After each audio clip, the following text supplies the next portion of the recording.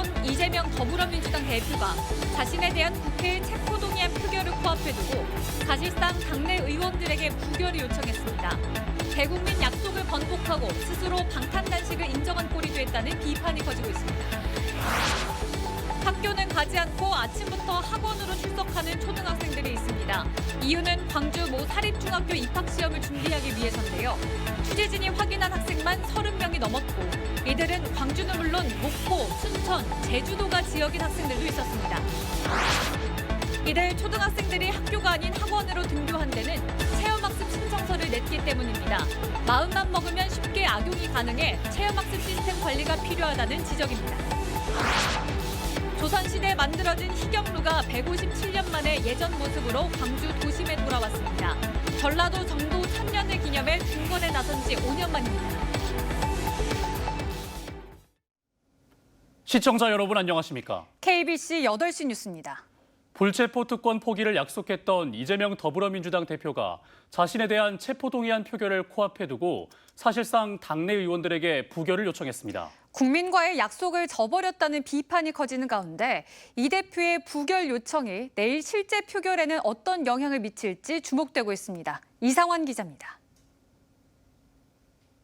이재명 대표는 지난 6월 국회 교섭단체 대표 연설에서 불체포 특권을 포기하겠다고 약속했습니다. 저를 향한 저들의 시도를 용인하지 않겠습니다.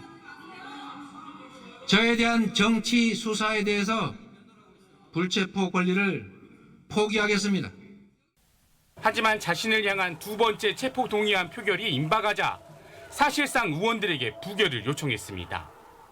이 대표는 페이스북에 명백히 불법 부당한 이번 체포 동의안의 가결은 정치검찰의 공작 수사에 날개를 달아줄 것이라고 썼습니다.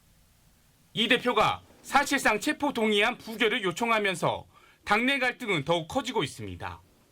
체포 동의안을 부결시키면 이재명 대표는 지킬 수 있지만 면피용 단식과 방탄 정당이란 부정적 여론을 피하기 어렵기 때문입니다. 부결되면 이재명도 죽고 민주당도 죽어요.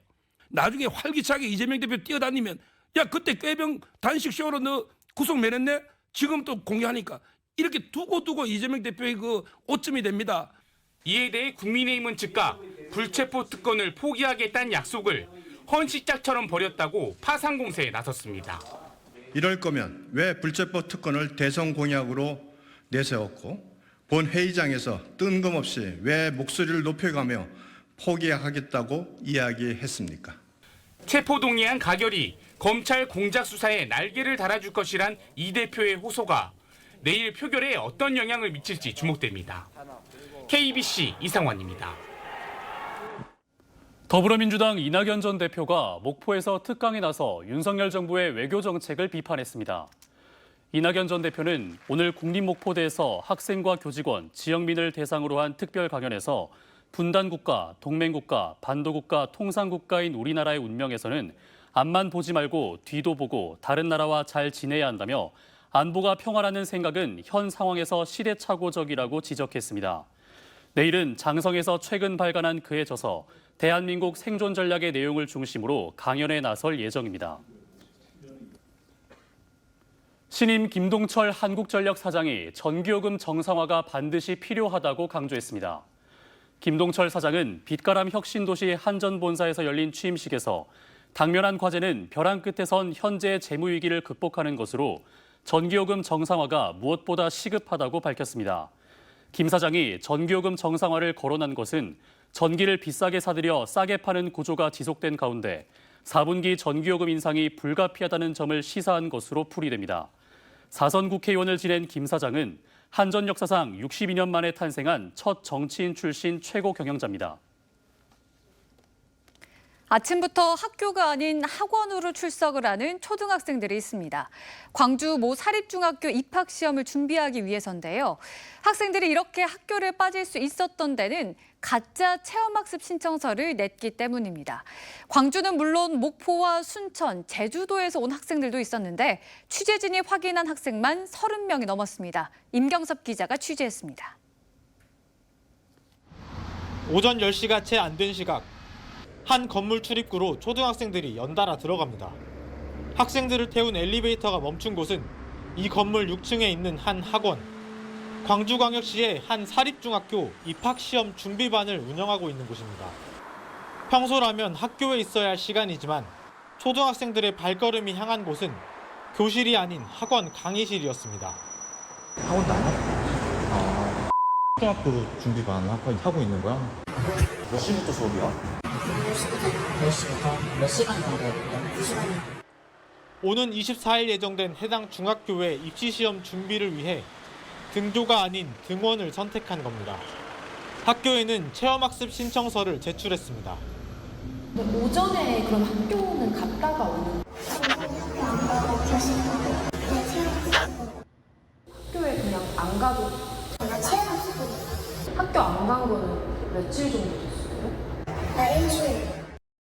초중등 교육법에 따르면 각 학교회장은 교육상 필요한 경우 교회 체험학습을 허가할 수 있고 학칙이 정하는 범위 안에서 수업으로 인정할 수 있습니다. 여기엔 현장 체험학습이나 가정학습이 해당됩니다.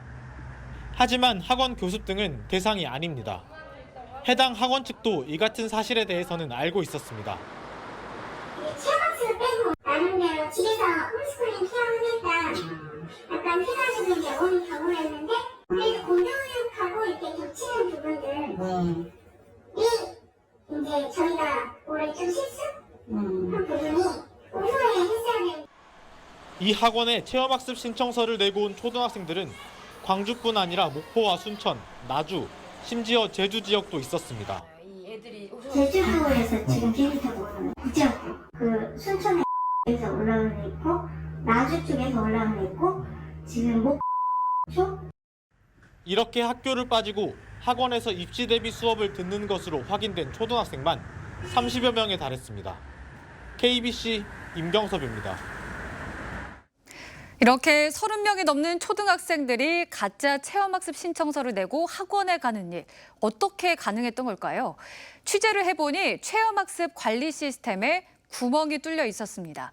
실제 체험학습을 했는지 여부를 확인할 기준도 의무도 없어서 마음만 먹으면 쉽게 악용이 가능한 상황이었습니다. 이어서 조윤정 기자가 보도합니다. 광주의 한 초등학교 홈페이지입니다. 교회 체험학습을 위한 신청서와 보고서를 내려받고 제출할 수 있는 공간이 마련돼 있습니다. 연간 허가 일수는 광주시 교육청이 정한 최대 38일 안에서 각 학교의 학칙에 따라 결정됩니다. 자유로운 학습권을 보장하기 위해 도입된 교회 체험학습 제도지만 관리는 부실하기만 합니다. 실제 체험학습이 잘 이루어졌는지를 증명하는 서류가 바로 보고서인데 학습 내용과 느낀 점 등만 기재하면 돼 제대로 된 검증이 사실상 불가능하기 때문입니다. 보호자 계획서를 내실 거 아니에요? 네. 개별 체험학습하는 장소로 가면 저는 거기를 간다고 생각을 하는 거죠. 신청한데 따라하는 일은 없잖아요. 사진이나 입장 티켓 등 증빙 자료를 첨부하는 지침 역시 학교마다 달라 명확한 기준이 없습니다. 학교를 제가 전화를 해보니 첨부한 데도 있고 안 한 데도 있고 그러더라고요. 이렇게 안 하면 통과 안 돼요. 이런 건 아니다는 거죠. 그래서 학부모님께서 이제 양심적인 판단하에 이번 입시학원 사례처럼 마음만 먹으면 얼마든지 제도를 악용할 수 있는 겁니다. 실제 해당 학원 측이 언급한 학교들을 상대로 취재한 결과 이 같은 사실을 사전에 인지하고 있었던 학교는 단 한 곳도 없었습니다. 그런 부분 인지하지 못하고 있습니다. 그리고 그럴 거라고 그 매체를 가지고 체험학습 내놓고 학원 다닌다는 그 생각을. 저희 학교 학생 중에요? 네네. 저도 모르는 상황인데 저도 한번 알아봐야 될 것 같은데. 일각에서는 학부모들이 교육 시스템의 빈틈을 입시 경쟁에 이용하는 사례가 발생하지 않도록 대책 마련이 필요하다는 지적이 나옵니다. 학교가 좀 더 나서라 하는 것은 상당한 부담감이 있을 거라 생각을 합니다. 다만 이제 광주시 교육청이 이 현장 체험학습이 허위로 갔을 시에 어떠한 좀 강력한 페널티를 줄 수 있는 어떠한 묘안을 만들거나 이제 학교가 부담이 더해가는 체계화된 어떤 시스템으로 좀 접근하는 방식이. 이번 사안을 파악한 광주시 교육청은 관내 학교를 상대로 실태 조사에 나선다는 방침입니다. 또 학부모들에게 체험학습 악용에 대한 주의를 당부하고 허위 보고서 작성 사실이 드러난 학생은 결석 처리할 예정입니다. KBC 조윤정입니다. 함께 기뻐하고 서로 축하한다는 의미를 가진 희경루가 157년 만에 예전 모습으로 다시 돌아왔습니다. 전라도 정도천년을 기념해 지난 2018년부터 중건에 나선 지 5년 만입니다. 고영민 기자가 보도합니다.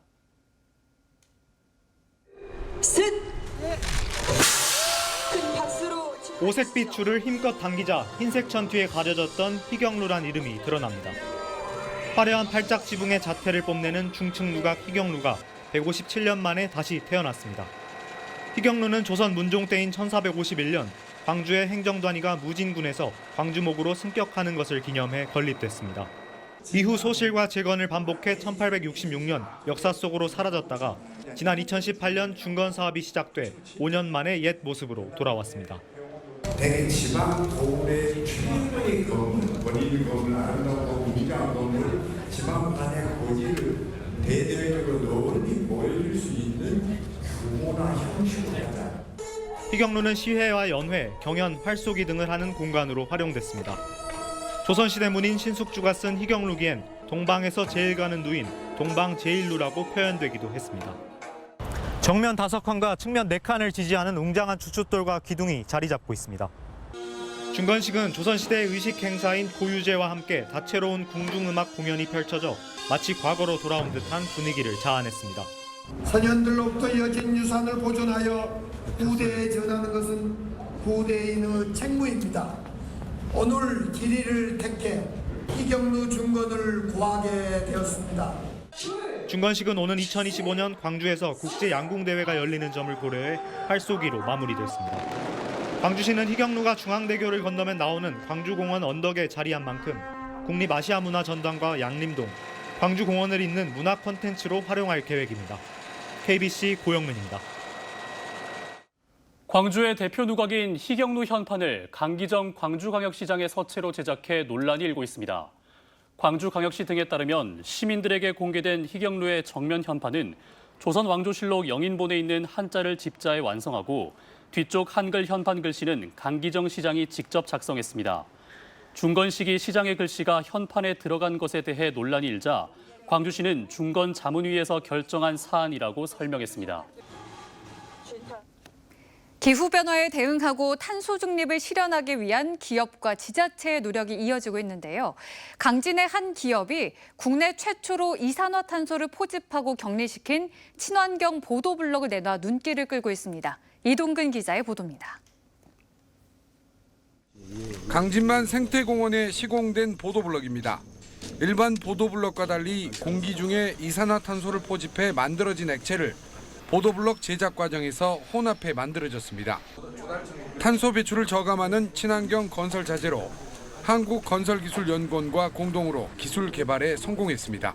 아주 훌륭한 환경 제품으로 재탄생할 수가 있습니다. 중요한 것은 여기서 다시 외부로 CO2가 밖으로 배출되지 않고 이 보도블럭에 안착을 함으로써 영구 격리되는 효과를 볼 수가 있습니다. 특히 이 업체는 우리 지역인 강진 일반 산단에 본사를 두고 있습니다.